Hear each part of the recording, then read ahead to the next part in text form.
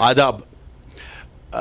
हमें ऑलरेडी इस चीज़ का ऑलरेडी आइडिया है जनरल पब्लिक में भी कि ब्लड प्रेशर की वजह से, एक्सेसिव सॉल्ट कंजम्पशन की वजह से, सिगरेट स्मोकिंग की वजह से, डायबिटीज़ की वजह से, वज़न बढ़ जाने की वजह से इंसान के हार्ट अटैक का ख़तरा ज़्यादा रहता है। अब कुछ नई चीज़ें सामने आई है। मसलन अगर हम देखेंगे लास्ट ईयर 5 लाख लोग महज सर्दी की वजह से जो हार्ट अटैक होता है उसकी वजह से मर गए, और लाखों में लोग नाखेज़ा हो गए, डिसेबल हो गए, वजह था हार्ट अटैक। और इसका सबसे इम्पोर्टेंट प्रेसिपिटेटिंग फैक्टर है सर्दी।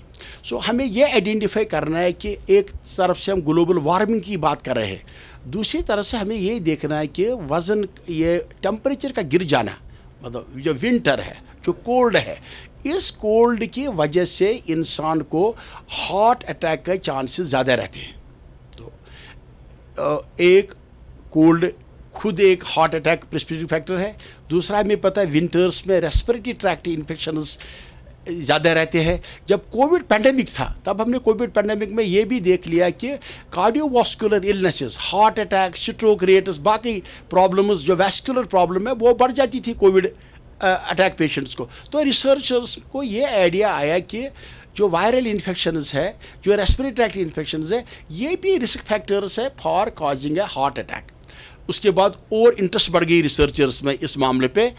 अब ये बात क्लियर है, पहले भी अक्टूबर नवंबर में जो हार्ट अटैक पेशेंट्स है, जो हार्ट फेलियर पेशेंट्स है, वो एल्डरली पॉपुलेशन है, वो नॉर्मली भी इन्फ्लुएंजा वायरल वैक्सीन लगाते हैं।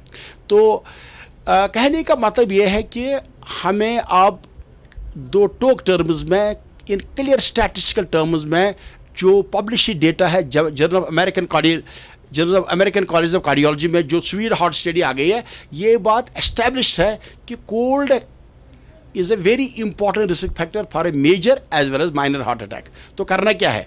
Most important thing is avoid cold, stay in a warm temperature, have the warm surroundings. Number 2, जो अब नॉर्मली भी वैक्सीन लगाते हैं in autumn, those people who are predisposed, they should receive these vaccines. Thank you.